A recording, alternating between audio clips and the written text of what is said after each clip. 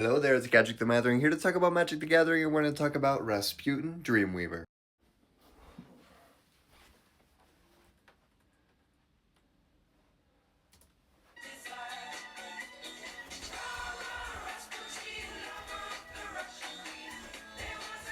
Anyways, not sure if this guy's the lover of the Russian Queen, but I do think he makes a good commander. First off, this card was printed before I was born, so take that MTG old heads, I guess. Second off, because of that, it's worth $115. And isn't that great, sort of? And I might need like my special glasses or something to read this text box, but you know, I'm gonna do my best.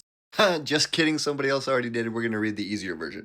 Rasputin costs 6 mana, including 2 Azorius mana, and he enters with 7 Dream counters. Removing a Dream counter can be done at any time and can do one of two things. 1, you can add a colorless mana, and 2, you can prevent 1 damage to him. Now there is an obvious one of these that is way better than the other because preventing 1 damage with 1 counter isn't the greatest, but I guess you could save him from some sort of attack with like removing 1 of the damage. It can make him harder to block, that kind of a thing, but he also only has 1 toughness, so like it's whatever. But being able to add 7 colorless mana at instant speed is pretty good. He also does replenish the dream counters as long as he's untapped to start your turn. That said, he can't have more than 7, so you're going to have to use them at least the turn that you play him. And for me, this says 2 things about the type of deck that you're going to want to be building. Number 1, you're going to want to have a lot of things that cost colorless mana because you're going to have a ton of it. 2, you're going to want a lot of things that produce colorless mana because, oh my gosh, is he expensive? You need 1 plains, 1 island, and a billion mana rocks. The payoff for this thing is going to be one of 2 things as well. And Walking Ballista is the perfect thing for both of those things.